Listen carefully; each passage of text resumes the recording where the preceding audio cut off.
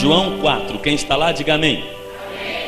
Jesus lhe disse: dá-me de beber. Toma seu lugar.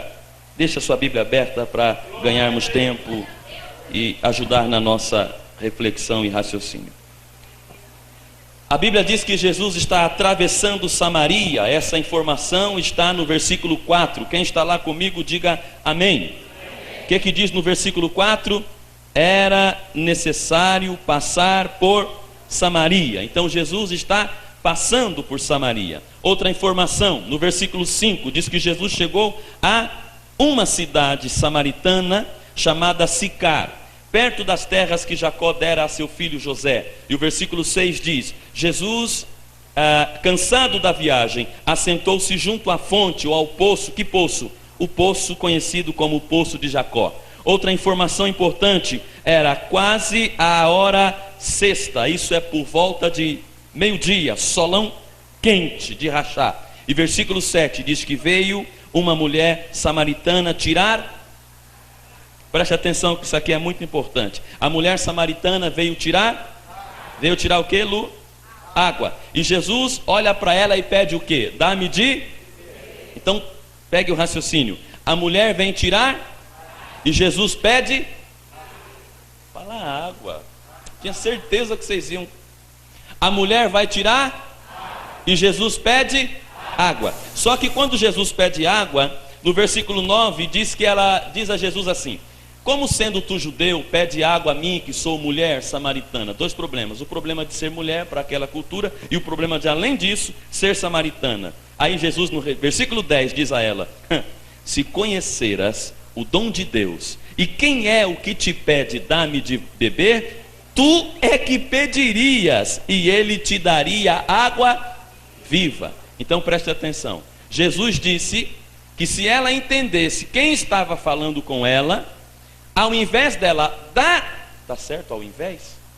É o invés. Vocês que estão se comprometendo aí, canta aqui. Jesus disse que se ela o conhecesse, ao invés dela dar água, ela faria o quê? Ao invés dela dar água, ela pediria água, porque Jesus é a água. Ó, vocês estão ganhando o raciocínio. Jesus chega junto a um poço que tem. Vem uma mulher tirar. Aí Jesus pede para ela.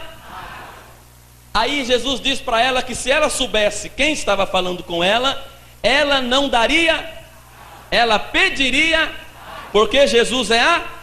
Então, como ele sendo a água, pede água.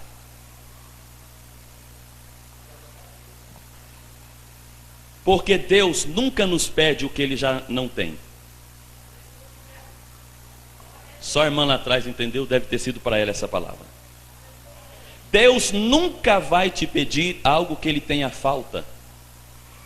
Deus só vai te pedir algo que ele já tenha. Jesus pede a ela, mas ele é a própria. Pergunta assim: ô Elias, então por causa de quê que Jesus, sendo água, pede água? Posso falar uma coisinha simples, é até boba, só para puxar o assunto, ou para espiritualizar um pouco mais, só para cutucar a fé daquela mulher. Quando surge um problema em sua vida e Jesus te pergunta: você acredita que eu posso resolver isso? Jesus já sabe que pode, mas ele quer que você responda. E algumas vezes você responde errado. Mais uns minutinhos. Você já observou o quanto nosso Deus é um Deus perguntador? Ezequiel 37, levou-me a um vale de ossos secos. O que Deus faz? Olha para Ezequiel e pergunta: poderão viver esses ossos? Marcos capítulo 10, versículo 46 a seguir. Jesus vai atravessando Jericó, um cego começa a gritar: Jesus, filho de Davi, tem misericórdia de mim. Jesus mandou chamá-lo. Quando o mesmo chega diante de Jesus, Jesus lhe pergunta: o que, igreja? O que queres que eu te faça? Álvaro acabou de cantar sobre o tanque de Betesda em João capítulo 5, que Jesus vê o homem enfermo e pergunta a ele o quê? Queres ser curado? Jesus não sabe que a pessoa quer? Jesus não sabe que a pessoa precisa? Mas Jesus tem que perguntar. Pergunta por quê? Você já sabe, porque Jesus nunca vai perguntar algo que ele ainda não saiba. Acontece que Jesus tem a resposta aqui. Cutuca teu irmão, diga, é forte isso. Jesus já tem a resposta aqui, mas antes que você dê a sua resposta, ele não vai fazer o milagre. Então quando Deus pergunta a Ezequiel no capítulo 37, os ossos secos poderão viver? Ezequiel, inteligente como você, disse, não vou me comprometer, tu o sabes. Quando Jesus pergunta a Bartimeu, o que queres que eu te faça? Se Bartimeu responde, eu quero que tu mudes a minha vida, Jesus mudaria a vida dele por completo, mas ele disse apenas, eu quero ver. Então Jesus disse, apenas veja.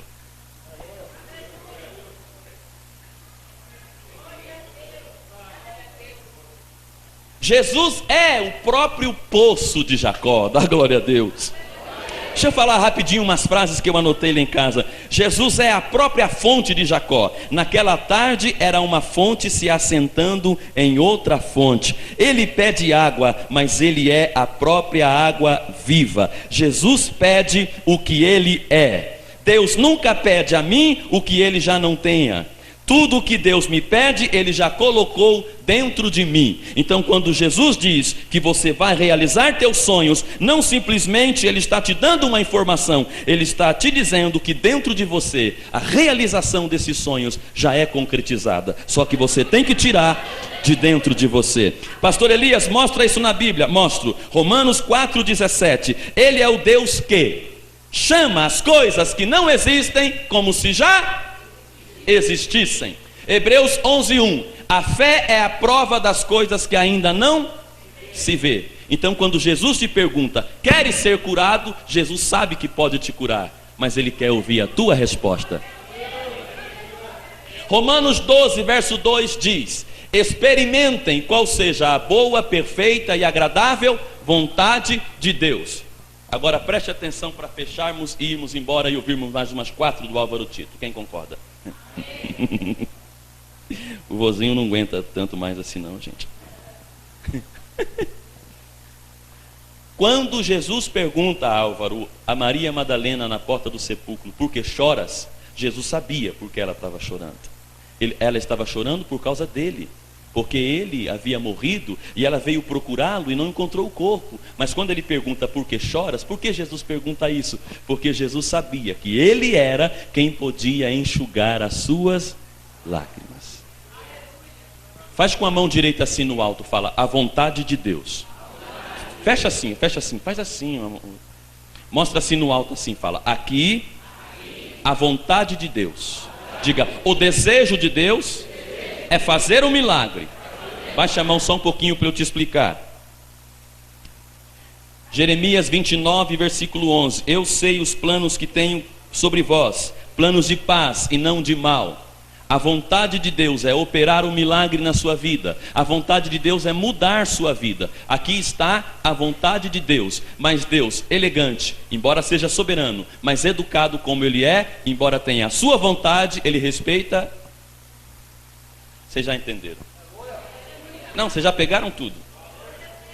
Embora Deus seja soberano e tenha a vontade dele de realizar, ele não realiza se não casar a vontade dele com a tua vontade. Pastor, mostra na Bíblia, Mateus 18, tudo que ligardes será ligado. E se 2 de vós concordarem sobre uma coisa que vão pedir, será concedida por meu Pai que está no céu. O que Jesus estava falando? A vontade de Deus é fazer, mas se a tua não for receber, eu posso fazer os ossos viverem, mas será que ele concorda com isso? Eu posso enxugar as lágrimas dela, mas será que ela concorda com isso? Eu posso fazer que Pedro e João lhe dêem uma esmolinha, paralítico da Porta Formosa. Eu quero, na verdade, te dar a cura, mas será que você concorda com isso? Tudo o que Deus precisa é encontrar uma pessoa, alguém que concorde com Ele. Só isso que Deus precisa. Encontrar alguém que possa concordar com o sonho de Deus, com a vontade de Deus. Agora ouçam-me. Ouçam-me. Jesus é cheio de perguntas, não é? O que queres que eu te faça? Queres ser curado? Queres? O que queres? Faz de conta que você está falando com Jesus. Fala: Jesus, o senhor pergunta muito, hein? Tentando descobrir a resposta das pessoas. Fica de pé, fica de pé. Com a Bíblia, com a Bíblia, com a Bíblia. Abra aí, Marcos 1.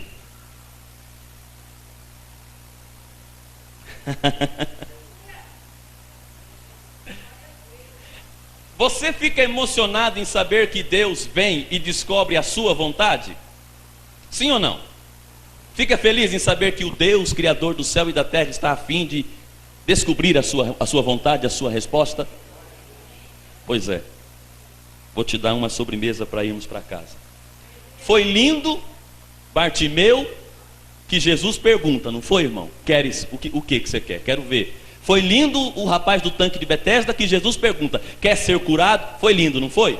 Teve um cara que descobriu isso que eu estou falando para vocês. O que eu estou falando não foi eu que descobri. Vou mostrar quem descobriu. Ele descobriu que se a vontade dele casar com a vontade de Deus, um milagre acontece. Se eu ler, você não dá um glória, eu vou tacar o microfone em você. Marcos capítulo 1. Quem está lá, diga amém. Versículo 40. Prepara um glória aí. Marcos 1, 40. Aproximou-se de Jesus um leproso que rogava-lhe, e pondo-se de joelhos disse: se quiseres, podes tornar-me limpo.